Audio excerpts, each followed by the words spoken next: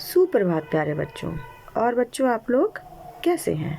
तो बच्चों आज स्वर्णिका व्याकरण में आपका पुनः से स्वागत है। तो बच्चों आज हम कक्षा 7 का अपना नवा पाठ विशेषण पढ़ेंगे। विशेषण का अर्थ होता है बच्चों विशेषता। तो अब विशेषण क्या है? जो शब्द संज्ञा या सर्वनाम की विशेषता बताएं वे विशेषण कहलाते हैं। अब संज्ञा क्या है? संज्ञा वह है जैसे किसी व्यक्ति का नाम, किसी वस्तु का नाम, किसी स्थान का नाम, है ना। ये सब क्या है? आपके संज्ञाएं हैं। और सर्वनाम क्या है? सर्वनाम इन संज्ञा शब्दों के स्थान पर जिन शब्दों का प्रयोग करते हैं तो वो क्या कहलाते हैं? हमारे सर्वनाम। अब विशेषण संज्ञा और सर्वनाम, जो हमारे संज्ञा शब्द हैं और सर्वनाम है, इनकी जो विशेषता बताते हैं वह कहलाते हैं विशेषण। विशेषण मतलब विशेषता। अब बच्चों आप ये चित्र देखिए, ठीक है। इसमें क्या है? बच्चे कह रहे हैं अपने पिताजी से, पिताजी देखिए कितना घना और छायादार पेड़ है। बच्चे क्या बता रहे हैं कि कितना घना और छायादार पेड़ है। पेड़ की विशेषता क्या है? छायादार और घना। अब पिताजी क्या कहते हैं? हाँ बेटा, हरी व मुलायम घास तथा सुंदर फूल भी हैं। अब उन्होंने क्या बताया? फूल कैसे हैं? सुंदर। विशेषता बताई उन्होंने, है ना। हरी व मुलायम घास, घास की विशेषता क्या है? कि वह हरी और मुलायम है। तो बच्चों अब इनमें जो रंगीन शब्द दिए हैं, जैसे दिया है घना, छायादार, हरी, मुलायम, सुंदर, ये सब क्या हैं? ये पेड़, घास और फूल की विशेषताएं हैं, है ना। तो ऐसे शब्द ही विशेषण कहलाते हैं जहाँ पर संज्ञा या सर्वनाम की विशेषता बताई जाती है तो वो विशेषण शब्द होते हैं, विशेषण कहलाते हैं, है ना। अब देखिए विशेष्य क्या क्या होते हैं। अब विशेषण जिन शब्दों की विशेषता बताते हैं उन्हें विशेष्य कहते हैं। अब जैसे दिया है साहसी बालक, तो साहसी क्या है? विशेषण। बालक की विशेषता बता रहा है। तो हमारा बालक क्या हुआ? किसकी विशेषता बता रहे हैं? हम बालक की बता रहे हैं ना। तो बालक क्या हुआ? विशेष्य। अब चंचल लड़की, लड़की की विशेषता क्या है? कि वह चंचल है। और किस चंचल कौन है? लड़की है, लड़की के बारे में बता रहे हैं। तो लड़की क्या है? हमारी विशेष्य, है ना। अब आते हैं अपने प्रविशेषण पर। अब देखिए प्रविशेषण क्या होते हैं। विशेषण की भी विशेषता बताने वाले शब्द प्रविशेषण कहलाते हैं। अब जैसे हमने अभी आपको बताया था विशेषता क्या होती है ना। तो उनकी भी विशेषता बताई जाती है। अब विशेषण की भी, यानी कि विशेषण की भी विशेषता बताई जाती है। अब उदाहरण देखिए, ये बहुत ऊंचा वृक्ष पर्वत है।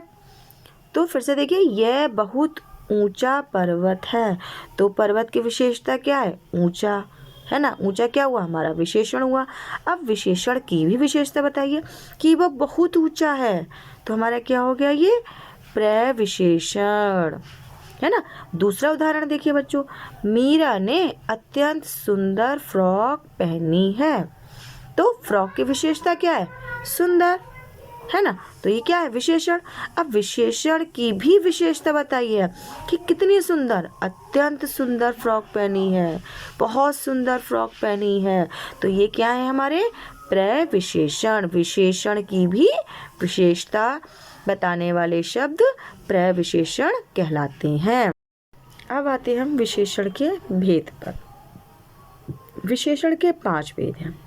गुणवाचक विशेषण, संख्यावाचक, परिमाणवाचक, सार्वनामिक या संकेतवाचक, और 5वां है हमारा व्यक्तिवाचक। तो बच्चों सबसे पहले हम देखते हैं गुणवाचक विशेषण को, ठीक है। तो गुणवाचक विशेषण क्या है? जो विशेषण संज्ञा या सर्वनाम के गुण, दोष, रंग, रूप, आकार, प्रकार, दशा, अवस्था, स्पर्श, स्वाद, गंध आदि का बोध कराएं, वो क्या है? गुणवाचक विशेषण। ये सब गुणी तो होते हैं बच्चों। जैसे गुण है, क्या है हमारा? दोष, या गुण हमारी क्या है, विशेषता है। रूप रंग क्या है, हमारी विशेषता है, हमारा गुण है वो, है ना। आकार या प्रकार, किसी के प्रकार बताते हैं, किसी के आकार के बारे में बताते हैं, तो ये क्या है, हम उसकी विशेषता बता रहे हैं, उसके गुण के बारे में बता रहे हैं। जहाँ पे दशा देते हैं या वहाँ जहाँ पर अवस्था देते हैं, तो वो भी क्या है, हमारे गुण है ना, गुणवाचक विशेषण है, विशेषताएं बता रहे हैं हमारी। क्योंकि वो स्पर्श, जब हम कुछ छूते हैं तो हमें कुछ स्पर्श होता है, जैसे ठंडा या गर्म का, है ना, कठोर का, चिकना का, ये सब क्या है, स्पर्श यानी कि गुण, गुणवाचक विशेषण। फिर स्वाद, गंध, है नहीं, हम कुछ खाते पीते हैं तो हमें क्या क्या स्वाद आता है, मीठा आता है, खट्टा खा रहे हैं खट्टा आता है ना। सुगंध लेते हैं तो सुगंध अच्छी भी होती है, बुरी भी होती है। तो ये क्या है, हमारी स्वाद और गंध, ये क्या है, हमारे गुण है ना, विशेषता है हमारी। तो अब हम आते हैं अपने दूसरे संख्यावाचक विशेषण पर। अब देखिए संख्यावाचक विशेषण क्या है। संख्या से आपको बोध हो रहा है ना, संख्या क्या होती है, गिनती, है ना। तो जहाँ पर गिनती का बोध होता है, गिनतियाँ दिखाई जाती हैं, है ना, गिनतियाँ आती हैं, तो वहाँ पे क्या आपको पहचान है ये कि वहाँ पर क्या होगा, हमेशा संख्यावाचक विशेषण होगा। जिन शब्दों से संज्ञा या सर्वनाम की संख्या का बोध होता है उन्हें संख्यावाचक विशेषण कहते हैं।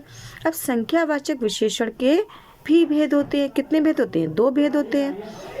पहला निश्चयवाचक, है ना, तो निश्चित संख्यावाचक विशेषण यानी संख्या जो बताई गई है वो निश्चित है या अनिश्चित है ना। अब जैसे दिया है, जिन विशेषणों से निश्चित संख्या का बोध होता है उन्हें निश्चित संख्यावाचक विशेषण कहते हैं।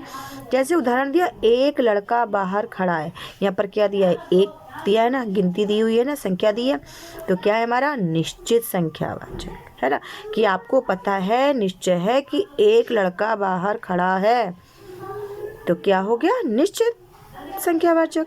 अब दूसरा उदाहरण दिया है, थैले में 4 सेब है। कितने, थैले में 4 सेब है, कितने सेब है, 4 सेब है।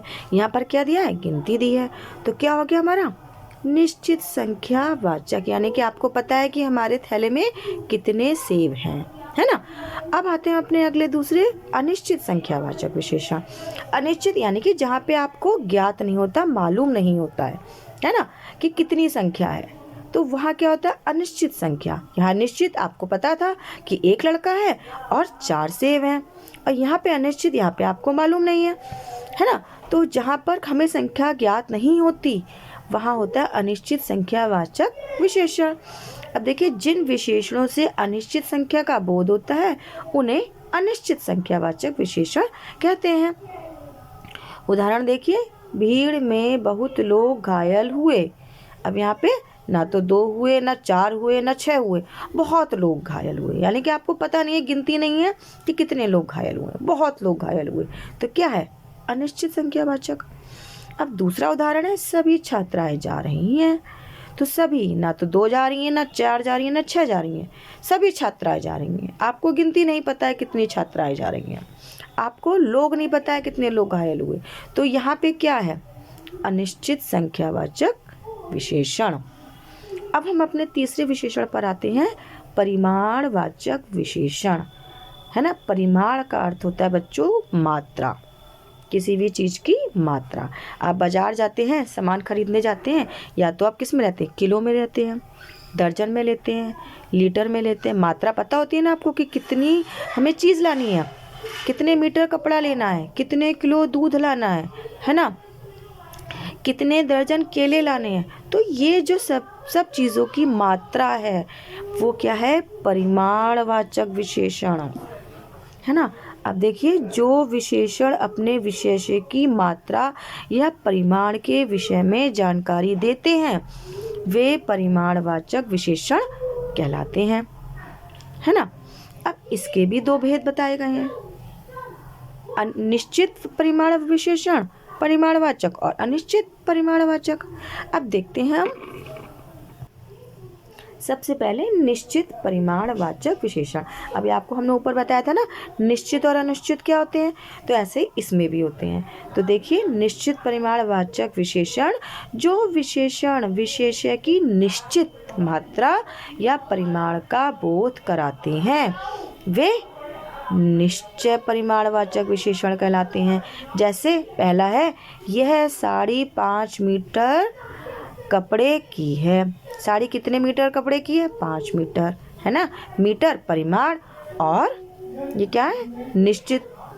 5 मीटर है, आपको निश्चित है, ज्ञात है कि कितनी कपड़े की है? 5 मीटर कपड़े की है। तो क्या हुआ? निश्चित परिमाणवाचक, है ना। दूसरा उदाहरण है, इस बर्तन में 2 लीटर दूध है। कितना दूध है? 2 लीटर, है ना। लीटर क्या है? मात्रा है ना। तो दूध की मात्रा कितनी है? 2 लीटर। तो इस बर्तन में 2 लीटर दूध है, दूध की मात्रा 2 लीटर है। आपको ज्ञात हो रहा है कि दूध कितना है? 2 लीटर है। तो क्या है? निश्चित परिमाणवाचक विशेषण।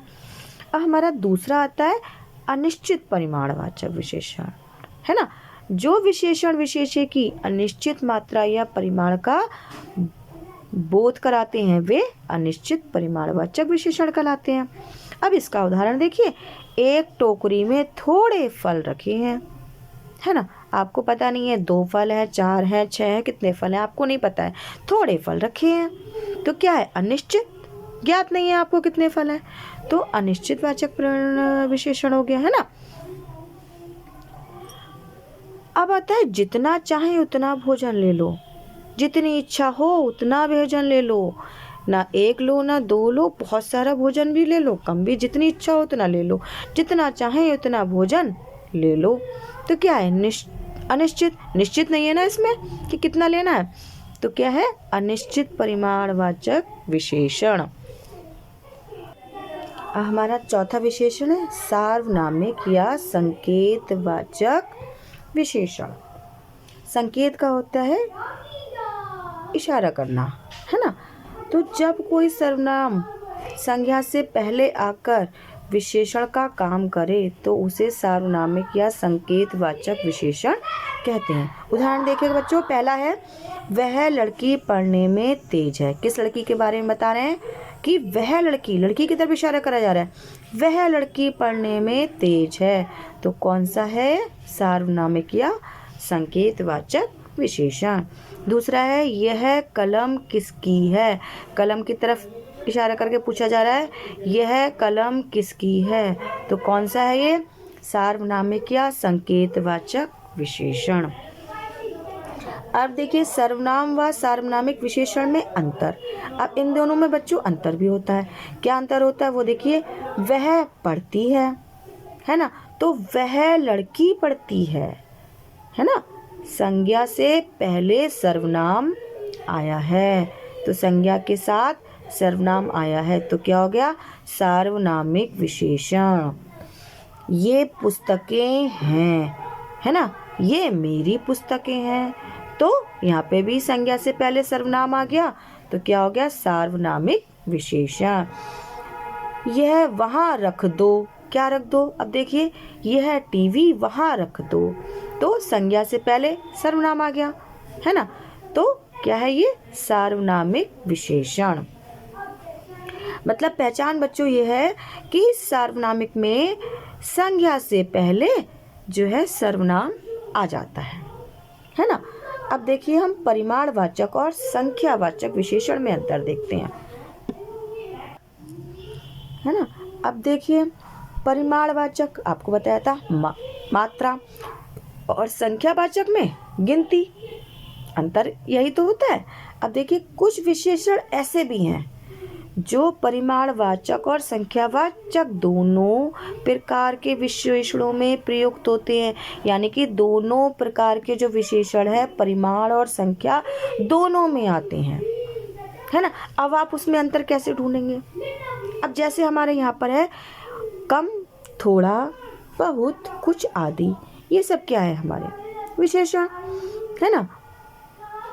अब इनमें कौन सा परिमाण है और कौन सा संख्या है, ये आपको अंतर देखना है। तो देखिए, उसने कुछ पतंगे खरीदी, कौन सा होगा?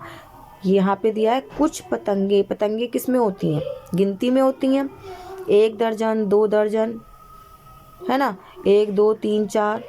तो क्या है, आपकी गिनती आती है यहाँ पर।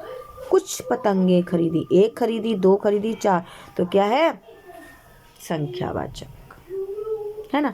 अब उसने कुछ दालें खरीदी। दालें हम किस में खरीदते हैं, किलो में खरीदते हैं ना, मात्रा में खरीदते हैं। तो क्या आएगा यहाँ पर, परिमाणवाचक विशेषण, है ना। अब देखिए 5वां आता है हमारा व्यक्तिवाचक विशेषण।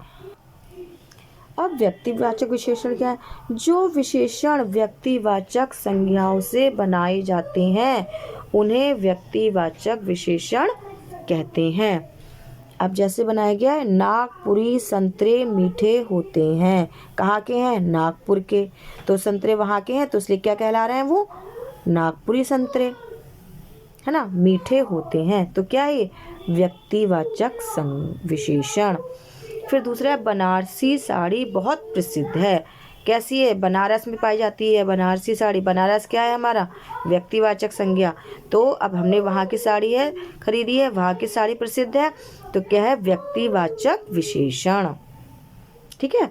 अब हम इसी से संबंधित आते हैं, अब हम आते हैं विशेषण की अवस्थाओं पर। विशेषण की 3 अवस्थाएं होती हैं, मूलावस्था, उत्तरावस्था और उत्तमावस्था।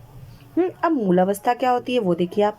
मूलावस्था में किसी एक ही वस्तु या प्राणी आदि के लिए विशेषण का प्रयोग किया जाता है।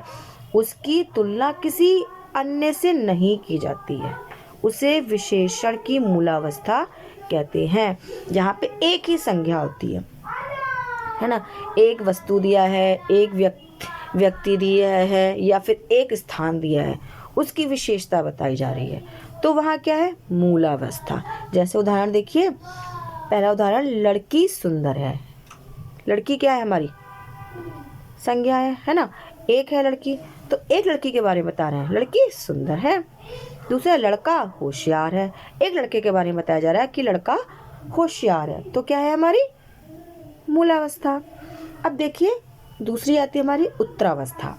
जब किसी विशेषण द्वारा 2 विशेषणों की तुलना की जाती है तो विशेषण का रूप बदल जाता है, इसे विशेषण की उत्तरावस्था कहते हैं। अब यहाँ पर एक था, यहाँ पर दोनों में तुलना की जा रही है, 2 विशेषण दिए हैं, है ना, उनमें तुलना की जा रही है। सरिता गीता से अधिक सुंदर है, तो 2 है, सरिता और गीता, दोनों में तुलना की जा रही है, अधिक सुंदर है। सरिता गीता से अधिक सुंदर है, तो कौन सी है, उत्तरावस्था, दोनों में तुलना हो रही है। दूसरा है, मोहन राम से अधिक लंबा है, तो मोहन ज़्यादा लंबा है, किससे, राम से, है ना, तो किससे तुलना की जा रही है, मोहन की राम से तुलना की जा रही है, अधिक लंबा है क्योंकि वह, तो क्या है यहाँ पर, उत्तरावस्था। अब तीसरा आता है हमारा उत्तमावस्था। जब 2 या 2 से अधिक व्यक्तियों या वस्तुओं में तुलना करके किसी एक को सबसे अधिक या न्यून बताया जाता है तो उसे विशेषण की उत्तमावस्था कहते हैं। यहाँ पर क्या होता है बच्चों, मतलब एक या एक से अधिक चीज, वस्तुएं हैं या व्यक्ति हैं, कोई भी है, उनमें तुलना की जा रही है और उनमें से तुलना में एक को बहुत ज़्यादा जो है अधिक, सबसे अधिक या न्यून, बहुत हल्का बताया जा रहा है, सबकी बहुत ज़्यादा विशेषता बताई जा रही है ना, तो वहाँ पे क्या है, उत्तमावस्था। जैसे मनोरमा सबसे सुंदर लड़की है, मतलब उससे सुंदर कोई लड़की नहीं है, सबसे सुंदर है, तो उसकी तुलना करी गई है, यहाँ पर सब लड़कियों से तुलना करी गई है कि वो सबसे सुंदर है, तो क्या है, उत्तमावस्था। दूसरा है, गौरव सबसे अच्छा लड़का है, यानी कि उससे अच्छा लड़का कोई नहीं है, गौरव ही सबसे अच्छा लड़का है, तो सब लड़कों में उसकी तुलना करी गई है, तो क्या है यहाँ पर, उत्तमावस्था। अब देखिए क्या इसमें एक होता है, मूलावस्था में क्या विशेषता है, एक संज्ञा होती है ना, और उसकी विशेषता बताई जाती है। जैसे देखिए किसी एक वस्तु या प्राणी की विशेषता बताई गई है, तो क्या है, मूलावस्था। अब उत्तरा में क्या बताया, उत्तरा में 2 में तुलना की जाती है, है ना, एक की दूसरे से तुलना की जाती है। तो वहाँ उत्तरा और उत्तमा में बहुत सारे लोगों में विशेषता बताई जाती है कि एक व्यक्ति सबसे ज़्यादा होशियार है, बुद्धिमान है, सुंदर है। सब में तुलना करके एक को बुद्धिमान या होशियार बताया गया है, अधिक होशियार बताया गया है। तो वहाँ क्या है, उत्तमावस्था। तो बच्चों, अब आपको इसमें इनको आप अच्छे से पहचान सकते हैं, है ना, अच्छे से समझ लिया होगा। तो अब आप इसको बहुत अच्छे से, बहुत आराम से इसका अभ्यास करेंगे, है ना, और इसको बहुत अच्छे से समझिएगा।